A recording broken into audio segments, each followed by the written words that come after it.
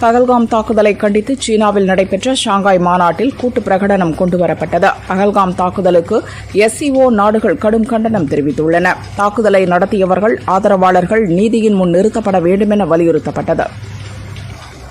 சீனாவில் ஷாங்காய் அமைப்பு ஒத்துழைப்பு மாநாட்டில் கலந்து கொண்ட பிரதமர் மோடி நாட்டின் முன்னேற்றத்திற்கு பாதுகாப்பு, அமைதி முக்கியம், பயங்கரவாதம் மனிதகுலத்திற்கு சவாலாக உள்ளது என தெரிவித்தார். இந்தியா 4 சதாப்தங்களாக பயங்கரவாத தாக்கத்தை சுமந்து வருகிறது என சீனாவில் ஷாங்காய் மாநாட்டில் பிரதமர் மோடி கூறினார். பகல்காம் பயங்கரவாத தாக்குதல் சம்பவம் நடந்தபோது இந்தியாவுக்கு ஆதரவாக இருந்த நட்பு நாடுகளுக்கு நன்றி தெரிவித்தார். இந்தியா ரஷ்யா உறவு புதிய உச்சத்தை அடைந்துள்ளது. கடினமான நேரங்களில் இந்தியாவும் ரஷ்யாவும் ஒன்றாக நின்றது என பிரதமர் மோடி கூறியுள்ளார். உக்ரைனில் அமைதியை கொண்டுவர வேண்டும், ரஷ்யாவுடனான உறவை அடுத்த கட்டத்திற்கு கொண்டு செல்வோம் என்றார். 2ஆம் நாள் ஷாங்காய் உச்சி மாநாட்டில் பங்கேற்ற பிரதமர் மோடி உஸ்பெகிஸ்தான் நாட்டிற்கு சுதந்திர தினம் வாழ்த்து தெரிவித்ததுடன் இந்த மாநாட்டில் பங்கேற்பதில் தான் மகிழ்ச்சி அடைந்துள்ளதாகவும் பிரம்மாண்ட வரவேற்பளித்த சீன அதிபர் ஜி ஜின்பிங்கிற்கு நன்றி தெரிவித்தார். பனிப்போர் மனநிலை, பிராந்திய மோதல், மிரட்டல் நடைமுறை ஆகியவற்றை எதிர்க்க வேண்டுமென ஷாங்காய் ஒத்துழைப்பு மாநாட்டில் சீன அதிபர் ஜி ஜின்பிங் வலியுறுத்தியுள்ளார். ரஷ்யா உக்ரைன் இடையேயான போர் நெருக்கடியை தீர்க்க சீனாவும் இந்தியாவும் மேற்கொண்ட முயற்சிகளுக்கு ஷாங்காய் மாநாட்டில் ரஷ்ய அதிபர் புதின் பாராட்டு தெரிவித்துள்ளார். ஷாங்காய் ஒத்துழைப்பு மாநாட்டில் பிரதமர் மோடியும் ரஷ்ய அதிபர் புட்டினும் மும்மரமாக பேசிக்கொண்டே நடந்து சென்றபோது அருகே பாகிஸ்தான் பிரதமர் ஷெபாஸ் ஷெரீப் தனித்து விட்டதைப் போல நின்று கொண்டிருந்தார். இந்த வீடியோ சமூக வலைதளத்தில் வைரலாகி வருகிறது. சீனாவில் ஷாங்காய் அமைப்பு ஒத்துழைப்பு மாநாட்டில் பங்கேற்ற பின் ரஷ்ய அதிபர் புட்டினும் பிரதமர் மோடியும் ஒரே காரில் பயணித்தனர். சீனாவின் தியான்ஜினில் அவர்களது இருதரப்பு சந்திப்பு நடைபெறும் இடத்திற்கு சென்றனர். சீனாவில் புட்டினை சந்தித்த புகைப்படத்தை சமூக வலைதளத்தில் பகிர்ந்துள்ள பிரதமர் மோடி ரஷ்ய அதிபர் புட்டினை சந்திப்பது எப்போதும் மகிழ்ச்சி அளிக்கிறது என பதிவிட்டுள்ளார்.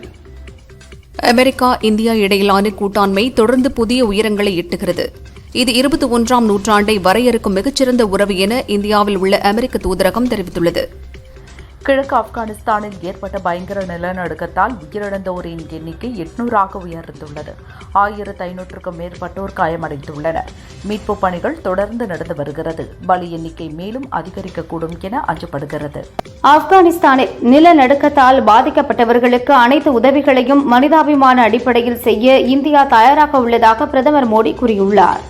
ஜெர்மனி வாழ் தமிழர்கள் மத்தியில் பேசிய முதல்வர் ஸ்டாலின் சின்னதா பிசினஸ் செய்தாலும் உங்க தொழிலை தமிழகத்திலும் தொடங்குங்கள் என அழைப்பு விடுத்தார்.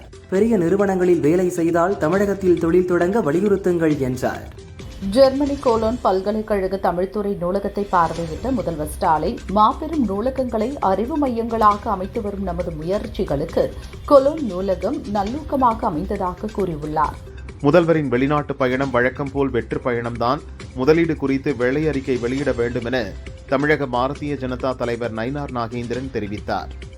நாங்கள் நடத்திய கருத்து கணிப்பில் தமிழகத்தில் 234 தொகுதிகளிலும் தேஜா கூட்டணி ஜெயிக்கும் என்று வந்துள்ளதாக என பாஜக தலைவர் நயினார் நாகேந்திரன் கூறியுள்ளார்.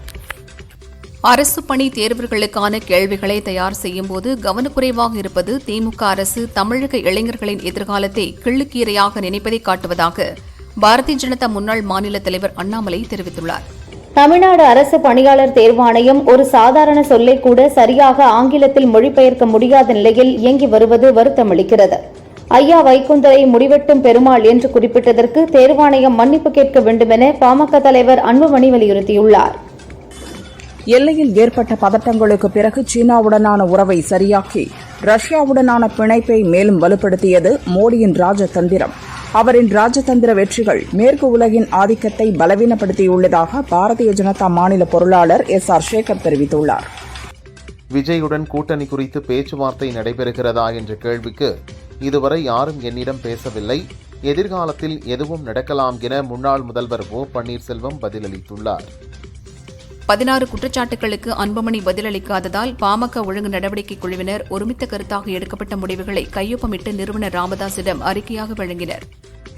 நாளை பாமக மாவட்ட தலைவர்கள் செயலாளர்களுடனும் செப்டம்பர் 3 நிர்வாகக் குழுவுடனும் ராமதாஸ் ஆலோசனை நடத்துகிறார். அதன் பிறகு அன்புமணி மீதான நடவடிக்கை குறித்த இறுதி முடிவை அறிவிப்பார் என பாமக MLA அருள் கூறியுள்ளார்.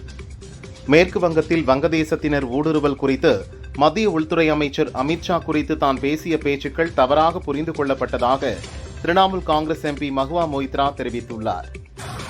ஏமனில் ஐநா அலுவலகத்தில் சோதனை நடத்திய ஈரான் ஆதரவு ஹவுதி படையினர் அங்கு பணியில் இருந்த 11 ஊழியர்களை சிறைப்பிடித்துச் சென்றனர். இந்த சம்பவம் உலக நாடுகளிடையே அதிர்ச்சியை ஏற்படுத்தியுள்ளது.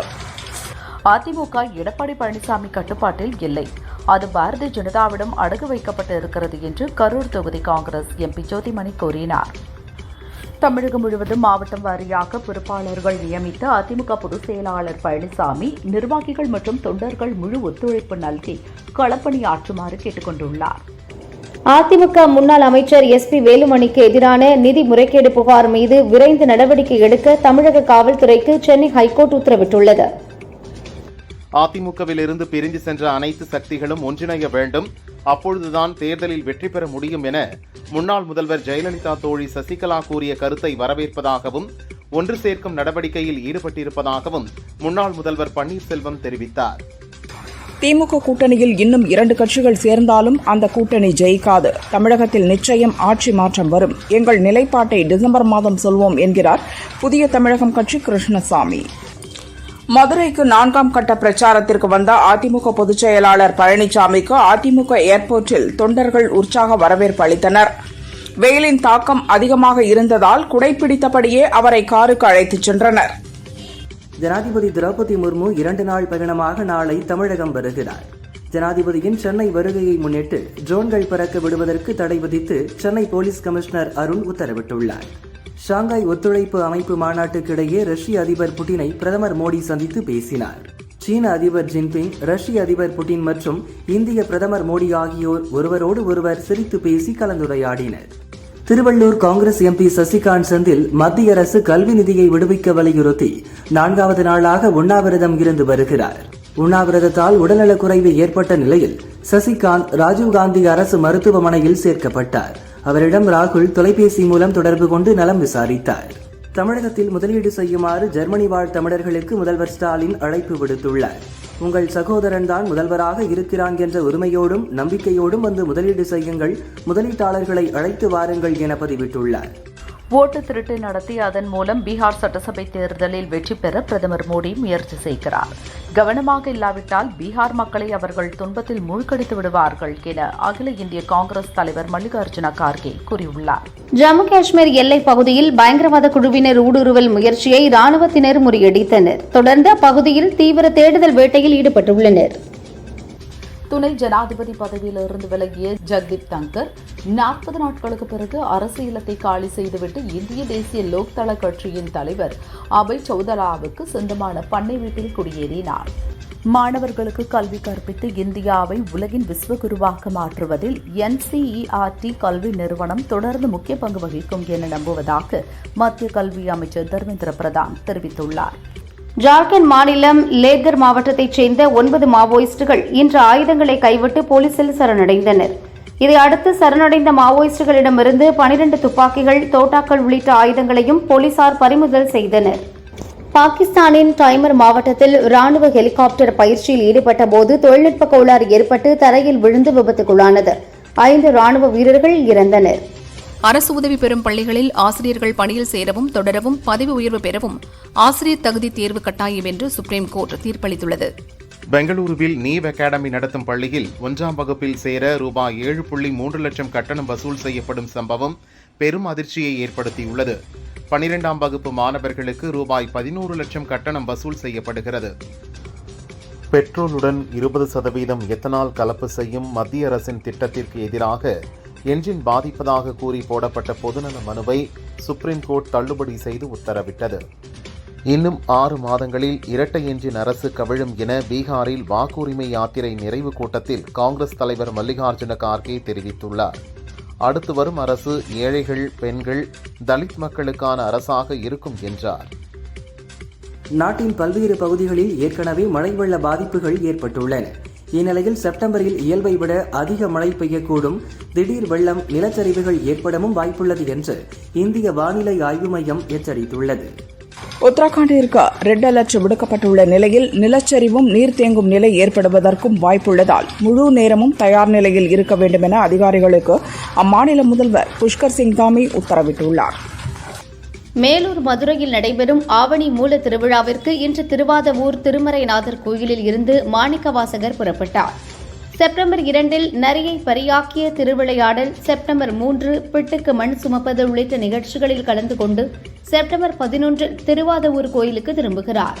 காரைக்கால் அருகே கிளிஞ்சல்மேடு மீனவ கிராமத்தில் அமைந்துள்ள பழமை வாய்ந்த ஸ்ரீ எல்லையம்மன் கோயிலில் 50 ஆண்டுகளுக்கு பிறகு தேரோட்டம் நடக்க உள்ளது. இதனை முன்னிட்டு இன்று வெள்ளோட்டம் நடந்தது. தமிழக பொறுப்பு டிஜிபியாக ஜி வெங்கட்ராமனை நியமித்ததை எதிர்த்து பீப்பிள்ஸ் வாட்ச் அமைப்பின் ஹென்றி திபேன் சுப்ரீம் கோர்ட்டில் நீதிமன்ற அவமதிப்பு வழக்கு தொடர்ந்துள்ளார்.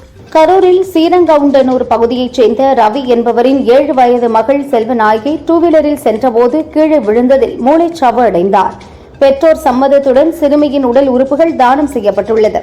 கொடைக்கானலில் நடந்த தேசிய அளவிலான அனைத்து இன நாய்கள் கண்காட்சியில் 40 இனங்களைச் சேர்ந்த 355 நாய்கள் பங்கேற்றனர். வெளிநாட்டு நடுவர்களும் இந்திய நடுவர்களும் சேர்ந்து சிறந்த நாய்களை தேர்வு செய்தனர். சிவகங்கை மாவட்டம் காரைக்குடி வைரவபுரத்தில் விநாயகர் சதுர்த்தியை முன்னிட்டு காளைகள் அழகு போட்டி நடந்தது. 25க்கும் மேற்பட்ட காளைகள் பங்கேற்றன. உடல் கட்டமைப்பு, கொம்பு, வால், பழகும் விதம் ஆகியவற்றின் அடிப்படையில் சிறந்த காளைகள் தேர்வு செய்யப்பட்டன. கன்னியாகுமரி குலசேகரம் அருகே தனியார் ஹோமியோபதி கல்லூரியில் ஓணம் கொண்டாடப்பட்டது. அத்தப்பு கோலம், மாவேலி, மண்ணின் வரவேற்பு, வடமிடுத்தல், கலை நிகழ்ச்சிகள் என விழா கோலாகலமாக நடந்தது. செண்டைகள் முழங்க 100 மாணவிகள் இணைந்து ஆடிய திருவாதிரை நடனம் அனைவரையும் கவர்ந்தது. கேரளாவில் பரவும் அமீபா தொற்றுக்கு 3 மாத குழந்தை உட்பட 2 பேர் உயிரிழந்ததை தொடர்ந்து தமிழகத்தில் உள்ள மாநகராட்சி, நகராட்சி மற்றும் தனியார் நட்சத்திர ஹோட்டல்களில் உள்ள நீச்சல் குளத்தில் ஆய்வு மேற்கொள்ள அதிகாரிகளுக்கு சுகாதாரத்துறை அறிவுறுத்தியுள்ளது. மடப்புரம் காவலாளி அஜித்குமார் கொலை வழக்கில் சிபிஐ தாக்கல் செய்ய குற்றப்பத்திரிகையில் பல குறைகள் இருப்பதாக கூறி மதுரை மாவட்ட நீதிமன்றம் திருப்பி அனுப்பியுள்ளது. குறைகளை திருத்தி குற்றப்பத்திரிகையை தாக்கல் செய்ய உத்தரவிட்டுள்ளது. வங்கக்கடல் பகுதியில் அடுத்த 24 மணி நேரத்தில் காற்றழுத்த தாழ்வு பகுதி உருவாகக்கூடும் என சென்னை வானிலை மையம் தெரிவித்துள்ளது. இதனால் செப்டம்பர் 7ஆம் தேதி வரை தமிழகத்தில் மிதமான மழைக்கு வாய்ப்புள்ளதாக தெரிவித்துள்ளது. கோவை வெள்ளலூர் குப்பை கிடங்கில் ஆய்வு செய்த மத்திய மாசு கட்டுப்பாட்டு வாரியம் குப்பை கிடங்கில் 9 லட்சம் கனமீட்டர் சுற்றளவுக்கு கழிவுகள் தேங்கி உள்ளதாகவும் அதற்கான போதுமான வசதிகள் இல்லை எனவும் தெரிவித்துள்ளது. மேலும் இதற்கு உரிய நடவடிக்கை எடுக்குமாறு உத்தரவிட்டுள்ளது. அமெரிக்காவின் வரி சுமையை ஈடு செய்ய ஏற்றுமதியாளர்களுக்கு சிறப்பு நிதி, கடன் செலுத்துவதில் சலுகை உள்ளிட்ட பல்வேறு கோரிக்கைகளை வலியுறுத்தி அனைத்து பனியன் தொழிற்சங்கத்தினர் கலெக்டரிடம் மனு அளித்தனர். விருதுநகர் அரசு ஹாஸ்பிட்டல் முன்பு ஒப்பந்த ஊழியர்கள் தர்ணா போராட்டத்தில் ஈடுபட்டனர். கூடுதல் பணியாளர்கள் நியமனம், பழைய ஊதியம், மாதத்திற்கு 1 நாள் சம்பளத்துடன் கூடிய விடுப்பு ஆகிய கோரிக்கைகளை வலியுறுத்தினர். வீராணம் ஏரி இந்த ஆண்டில் 5வது முறையாக அதன் முழு கொள்ளளவான 47.50 அடியை எட்டியது. ஏரி கடல் போல் காட்சியளிக்கிறது. விவசாயிகள் மகிழ்ச்சி அடைந்துள்ளனர். காவிரி நீர்பிடிப்பு பகுதிகளில் பெய்து வரும் கனமழை காரணமாக மேட்டூர் அணைக்கு நீர்வரத்து 31,854 கன அடியாக அதிகரித்துள்ளது. அணையிலிருந்து வெளியேற்றப்படும் உபரி நீரால் கரையோர மக்களுக்கு வெள்ள அபாய எச்சரிக்கை விடுக்கப்பட்டுள்ளது. ஆற்றில் குளிக்கவும், துணி துவைக்க இறங்க வேண்டாம் எனவும் மக்களுக்கு அறிவுறுத்தப்பட்டுள்ளது. வேலூர் ஓல்டு டவுன் பகுதியில் குப்பையில் கிடந்த தங்க மோதிரத்தை உரியவரிடம் ஒப்படைத்த தூய்மை பணியாளர் நவீனின் நேர்மையை எம்பி கதிர் ஆனந்த் பாராட்டினார். தனது சொந்த பணம் ரூபாய் 25,000 மற்றும் பட்டு வேட்டி சட்டைகள், சேலைகள் வழங்கினார். வேலூர் ஓல்டு டவுன் பகுதியில் குப்பையில் கிடந்த தங்க மோதிரத்தை உரியவரிடம் ஒப்படைத்த தூய்மை பணியாளர் நவீனின் நேர்மையை எம்பி கதிர் ஆனந்த் பாராட்டினார். தனது சொந்த பணம் ரூபாய் 25,000 மற்றும் பட்டு வேட்டி சட்டைகள், சேலைகள் வழங்கினார். அதிக ஊதியம் தருவதாக நம்ப வைத்து தூய்மை பணியாளர்களை ஏமாற்றுவதா என்று கேள்வி எழுப்பிய பாமக தலைவர் அன்புமணி, துரோகத்திற்கான பெருந்தண்டனையிலிருந்து திமுக தப்ப முடியாது என்று கூறியுள்ளார். திருவெரும்பூர் நவல்பட்டு போலீஸ் காலனியில் தெருநாய்கள் மர்மமான முறையில் ஆங்காங்கே இறந்து கிடப்பது அப்பகுதி மக்களிடையே அதிர்ச்சியை ஏற்படுத்தியுள்ளது. திருநெல்வேலி மனோன்மணியம் சுந்தரனார் பல்கலையில் மாணவர்களுக்கிடையே ஏற்பட்ட மோதலை தொடர்ந்து 3 நாள் விடுமுறைக்கு பிறகு இன்று வகுப்புகள் துவங்கின. பாதுகாப்பிற்காக பல்கலை முன் துப்பாக்கி ஏந்திய போலீசார் நிறுத்தப்பட்டுள்ளனர். தேனி மாவட்டம் கூடலூர் குமிளி தேசிய நெடுஞ்சாலையில் உள்ள தம்மனம்பட்டி சாலையில் 2 வீலர்கள் நேருக்கு நேர் மோதியதில் ஒருவர் மரணம், ஒருவர் படுகாயமடைந்தார். திருச்சி ஸ்ரீரங்கம் கோயிலில் சாமி தரிசனம் செய்ய முதன்முறையாக வருகை தரவுள்ள இந்திய ஜனாதிபதிக்காக கோயிலை சுற்றி 5 அடுக்கு போலீஸ் பாதுகாப்பு போடப்பட்டுள்ளது. புதுச்சேரி கோரிமேடு அருகே இயங்கி வரும் அமுத சுரபி மருந்தகத்தின் பெயர் பலகை ஆங்கிலத்தில் இருந்ததால் தமிழ் உரிமை இயக்கத்தினர் அதனை அடித்து உடைத்தனர். இதற்கு எதிர்ப்பு தெரிவித்த அமுத சுரபி ஊழியர்கள் ஆர்ப்பாட்டத்தில் ஈடுபட்டனர். தேனி மாவட்டம் ஆண்டிப்பட்டி மலர் சந்தையில் 4 நாட்களுக்கு முன் 1 கிலோ 2000 ரூபாய்க்கு மேல் விற்கப்பட்ட மல்லிகைப்பூ, கனகாம்பரம் பூக்கள் இன்று 1 கிலோ வெறும் 200 ரூபாய்க்கு விற்கப்படுகிறது. வரத்து மற்றும் சுபமுகூர்த்த நாட்கள் இல்லாததால் விலை கடும் சரிவை சந்தித்தது. அந்தமான் சென்ற ஏர் இண்டியா எக்ஸ்பிரஸ் விமானம் மோசமான வானிலையால் சென்னைக்கு திரும்பியது. அந்தமான் செல்ல வேண்டிய 174 பயணிகள் சென்னை விமான நிலையத்திலேயே தங்க வைக்கப்பட்டனர். அந்தமான் விமான நிலைய பகுதியில் தரைக்காற்று அதிகமாக வீசியதால் விமானம் தரையிறங்க முடியாத நிலை ஏற்பட்டது. தென்னகம் அந்நியருக்கு பட்டா போட்டு தரப்படவில்லை என பறைசாற்றும் விதமாக போரிட்டு இந்திய விடுதலைப் போராட்டத்துக்கான தொடக்க உரை எழுதிய பூலித்தேவரின் புகழை அவரது பிறந்த நாளன்று போற்றுவோம் என முதல்வர் ஸ்டாலின் கூறியுள்ளார். ஹோசூர் அருகே மாசிநாயக்கனப்பள்ளி கிராமத்தில் வீட்டின் அருகே விளையாடிக் கொண்டிருந்த 3.5 வயது சிறுவனை தெருநாய் கடித்துள்ளது. முகம், கையில் படுகாயமடைந்த அந்த சிறுவனை சிகிச்சைக்காக ஹோசூர் அரசு மருத்துவமனையில் அனுமதித்துள்ளனர். திருச்சி சென்னை தேசிய நெடுஞ்சாலை திருச்சி சிறுகனூர் அருகே பழுதாகி நின்ற அரசு பஸ் மீது பின்னால் அதிவேகமாக வந்த கார் மோதியதில் 1.5 வயது குழந்தை உட்பட 3 பேர் சம்பவ இடத்திலேயே இறந்தனர். கோவை அருகே உரிய ஆவணங்களின்றி கேரளாவுக்கு காரில் கொண்டு செல்லப்பட்ட 22 லட்சம் ரூபாயை காக்காச்சாவடி போலீசார் பறிமுதல் செய்தனர். இது தொடர்பாக பணத்தை எடுத்து வந்த நகைக்கடை உரிமையாளர் ராம்தாஸ் என்பவரிடம் போலீசார் விசாரிக்கின்றனர். சென்னை பட்டினப்பாக்கம் கடற்கரையில் விநாயகர் சிலைகள் கரைக்கப்பட்ட நிலையில் நேற்று இரவு வரை 40 டன் குப்பைகள் அகற்றப்பட்டுள்ளதாக மாநகராட்சி தெரிவித்துள்ளது. கரை ஒதுங்கும் குப்பைகளை அகற்றுவது, கிரெயின் நிறுத்தத்திற்காக போடப்பட்ட மண்மேடை ஆகியவற்றை அகற்றும் பணிகள் இன்று காலை நடந்தது. சென்னையில் இன்று முதல் ஒரு கிளாஸ் டீ 12 ரூபாயிலிருந்து 15 ரூபாயாகவும், காஃபி 15 ரூபாயிலிருந்து 20 ரூபாயாகவும் உயர்த்தப்பட்டுள்ளது. ஸ்பெஷல் டீ, ராகி மால்ட், சுக்கு காஃபி போன்றவை 15 ரூபாயிலிருந்து 20 ரூபாயாக அதிகரித்து விற்பனையாகிறது. கல்பாக்கம் அணுமின் நிலையத்தில் தொழில்நுட்ப பராமரிப்பு பணிகளுக்காக 2ஆம் அலகில் இன்று முதல் 75 நாட்களுக்கு மின் உற்பத்தி நிறுத்தப்படுகிறது. மொத்தம் 2 அலகுகளை கொண்ட இங்கு தலா 220 மெகாவாட் மின் உற்பத்தி நடந்தது. சென்னையில் இன்று ஆபரண தங்கத்தின் விலை கிராமுக்கு 85 ரூபாய் உயர்ந்து 1 கிராம் 9705 ரூபாய்க்கும், சவரனுக்கு 680 ரூபாய் உயர்ந்து 1 சவரன் 77,640 ரூபாய்க்கும் விற்பனையாகிறது. வெள்ளி கிராமுக்கு 2 ரூபாய் உயர்ந்து 1 கிராம் 136 ரூபாய்க்கு விற்கப்படுகிறது. தமிழகத்தில் 38 சுங்கச்சாவடிகளில் சுங்க கட்டணம் நள்ளிரவு முதல் 5 முதல் 7% வரை உயர்த்தப்பட்டு அமலுக்கு வந்தது. கட்டண உயர்வால் வாகன ஓட்டிகள் அதிருப்தியடைந்துள்ளனர். வணிக பயன்பாட்டுக்கான கேஸ் சிலிண்டர் விலை 51 ரூபாய் 50 காசுகள் குறைந்து 1738 ரூபாய்க்கு விற்பனை செய்யப்படுகிறது. வீட்டு உபயோக தேவைகளுக்கான சிலிண்டர் விலையில் மாற்றம் செய்யப்படவில்லை. அமெரிக்காவுக்கு அனைத்து வகையான தபால் சேவைகளும் நிறுத்தி வைக்கப்படுவதாக தபால் துறை அறிவித்துள்ளது. ஏற்கனவே முன்பதிவு செய்தும் அமெரிக்காவுக்கு அனுப்ப முடியாத பொருட்களுக்கான தபால் கட்டணத்தை திரும்ப பெற்றுக் கொள்ளலாம் என்றும் தெரிவித்துள்ளது. கோவையில் முதலீடு செய்தால் அதிக லாபம் தருவதாக கூறி வியாபாரியிடம் 71 லட்சம் ரூபாய் மோசடி செய்த சஞ்சய் ரெட்டி, லாவண்யா தம்பதி மீது வழக்கு பதிவு செய்த குனியமுத்தூர் போலீசார் விசாரணை நடத்தி வருகின்றனர். திண்டுக்கல் மாவட்டம் வடமதுரை அருகே பைக், சைக்கிள் மீது கார் மோதிய விபத்தில் பைக்கில் சென்ற கனகராஜ், சைக்கிளில் சென்ற பழனிசாமி ஆகிய 2 பேர் சம்பவ இடத்திலேயே இறந்தனர். ஈரோடு மாவட்டம் பவானியில் பெங்களூரிலிருந்து விற்பனைக்காக 9 மாத பெண் குழந்தையை எடுத்து வந்த 2 பெண்களை பவானி போலீசார் கைது செய்தனர். குழந்தையை யாருக்கு விற்பனை செய்ய திட்டமிட்டிருந்தனர் என்பது குறித்து தீவிர விசாரணை நடந்து வருகிறது. பாலஸ்தீன பகுதியின் காசாவில் உள்ள மக்களை இடம்பெற செய்துவிட்டு அங்கு சுற்றுலா தலமும் உற்பத்தி மையமும் ஏற்படுத்த அமெரிக்கா விரும்புவதாக வெள்ளை மாளிகை வட்டாரங்கள் தெரிவித்துள்ளன. நிலநடுக்கத்தால் பாதிக்கப்பட்டுள்ள ஆப்கானிஸ்தானுக்கு இந்திய தூதரகம் 15 டன் உணவுப் பொருட்களை அனுப்பி வைத்திருக்கிறது. நாளை முதல் இந்தியாவிலிருந்து நிவாரண உதவிகள் அனுப்பி வைக்கப்படும் என்று மத்திய வெளியுறவுத்துறை அமைச்சர் ஜெய்சங்கர் தெரிவித்துள்ளார்.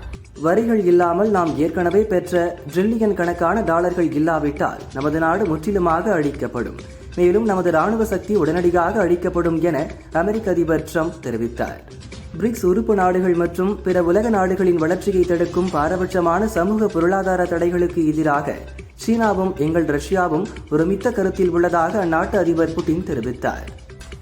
நியூயார்க்கில் நடக்கும் US ஓபன் டென்னிஸ் 4வது சுற்றில் செர்பிய வீரர் ஜோகோவிச் 6-3, 6-3, 6-2 என்ற செட் கணக்கில் ஜெர்மனியின் ஜான் லெனார்ட் ஸ்ட்ரிப்பை வீழ்த்தி காலிறுதிக்கு முன்னேறினார். மகளிர் 50 ஓவர் உலகக்கோப்பை வரும் 30ஆம் தேதி முதல் நவம்பர் 2ஆம் தேதி வரை நடக்க உள்ளது. இந்த போட்டிக்கான பரிசுத் தொகை 122 கோடியே 5 லட்சம் ரூபாய் வழங்கப்பட உள்ளது. கடந்த 2022ஆம் ஆண்டை விட நடப்பாண்டு பரிசுத் தொகை 297% உயர்த்தப்பட்டுள்ளதாக கூறப்படுகிறது. அதிக பணிச்சுமை கொடுக்க விரும்பிய அணி முடிவுக்கு ஒத்துக்கொள்ளாத காரணத்தினால் பயிற்சியாளர் ராகுல் டிராவிடை ராஜஸ்தான் அணி வலுக்கட்டாயமாக நீக்கியது என தென்னாப்பிரிக்காவின் முன்னாள் கிரிக்கெட் வீரர் ஏபிடி வில்லியர்ஸ் கருத்து தெரிவித்தார். கிரிஷ் இயக்கத்தில் அனுஷ்கா, விக்ரம் பிரபு நடித்துள்ள காட்டி படம் இந்த வாரம் வெளியாகிறது. இப்படத்தின் ப்ரமோஷனில் அவர் பங்கேற்கவில்லை. AI மூலம் உருவாக்கப்பட்ட குட்டி அனுஷ்கா வீடியோவை அனுஷ்கா வெளியிட்டுள்ளார். அதனுடன் மீண்டும் மீண்டும் என் முகத்தில் புன்னகையை வரவழைக்க நீங்கள் தவறியதில்லை. உங்கள் அன்பு ஆதரவிற்கு நன்றி. எங்கள் சிறிய ஷீலாவதியின் இந்த அழகான பதிப்பிற்கும் நன்றி என குறிப்பிட்டுள்ளார். காட்டி படத்தில் ஷீலாவதி என்ற வேடத்தில் அனுஷ்கா நடித்துள்ளார். காஞ்சனா படத்தின் 4ஆம் பாகத்தை தற்போது இயக்கி நடித்து வருகிறார் ராகவா லாரன்ஸ். நாயகியாக பூஜா ஹெக்டேவும் முக்கிய வேடத்தில் பாலிவுட் நடிகை நூரா பதேகி, ராமச்சந்திரா ராஜு நடிக்கின்றனர். இந்த படத்தின் பிளாஷ்பேக் காட்சியில் சிறப்பு தோற்றத்தில் நடிகை ராஷ்மிகா நடிக்கிறாராம். இதற்காக அவருக்கு கணிசமான சம்பளம் பேசப்பட்டுள்ளதாம். ரவீந்திர மாதவா இயக்கத்தில் அதர்வா, லாவண்யா திரிபாதி, அஸ்வின் காக்மானு நடித்துள்ள படம் தணல். வலி உன்னை ஹீரோவாக்கும் அல்லது வில்லனாக்கும், இதுதான் படத்தின் கரு. கடந்த வாரம் ஆகஸ்ட் 29இல் படம் ரிலீஸ் என அறிவித்தனர். ஆனால் வெளியாகவில்லை. இப்போது படத்தின் ட்ரெய்லரை வெளியிட்டு அதனுடன் வரும் செப்டம்பர் 12இல் ரிலீஸ் என புதிய தேதியை அறிவித்துள்ளனர். சிவா மனசுல சக்தி படத்தின் மூலம் இயக்குனராக அறிமுகமானவர் ராஜேஷ் எம். அதில் ஜீவா ஹீரோவாக நடிக்க யுவன் இசையமைத்தார். படம் ஹிட்டானது. இந்த கூட்டணி 16 ஆண்டுகளுக்கு பின் மீண்டும் இணைகிறது. மலேசியாவைச் சேர்ந்த மாலிக் ஸ்ட்ரீம்ஸ் நிறுவனம் தயாரிக்கிறது. இது SMS2ஆக இருக்கலாம். 2025ஆம் ஆண்டில் வெளியாகும் தமிழ் படங்களின் எண்ணிக்கை நிச்சயம் 200 கடந்துவிடும். நேற்றுடன் முடிந்த 8 மாதங்களில் இதுவரை 175 படங்கள் தியேட்டர்களில் வெளியாகியுள்ளன. OTTயில் ஒரே ஒரு படம் வெளிவந்துள்ளது. பார்த்திபன் அடுத்து 3 படங்களில் கவனம் செலுத்துகிறார். அவர் கூறுகையில், அடுத்து ஆண்டாள் என்ற படத்தை இயக்குகிறேன். இதில் லப்பர் பந்து சுவாசிகா ஹீரோயின். இது ஹீரோயினுக்கு முக்கியத்துவமுள்ள படம். டூரிஸ்ட் ஃபேமிலி மாதிரி இது பக்கா குடும்ப கதை என்றார். 2025இல் வெளியாகும் படங்களின் எண்ணிக்கை நிச்சயம் 200 கடந்துவிடும். நேற்றுடன் முடிந்த 8 மாதங்களில் இதுவரை 175 படங்கள் தியேட்டர்களிலும் OTTயில் ஒரே ஒரு படமும் வெளிவந்துள்ளன. இவற்றில் Madhagaja Raja, Kudumbasthan, Dragon, Good Bad Ugly, Tourist Family, Maaman, Thalaivan தலைவி, கூலி ஆகிய படங்கள் மட்டுமே லாபம் தந்து வெற்றி பெற்றுள்ளன. மீதமுள்ள 167 படங்கள் தோல்வி என்பது அதிர்ச்சியாக உள்ளது. அப்துல் கலாம் வாழ்க்கை வரலாற்று படத்தில் நடிக்க தனுஷை விட சிறந்தவர் யாருமில்லை. அவர் அந்த பாத்திரத்தை ஏற்றுக்கொண்டதில் நான் மிகவும் மகிழ்ச்சி அடைகிறேன் என இயக்குநர் ஓம் ராவத் கூறியுள்ளார்.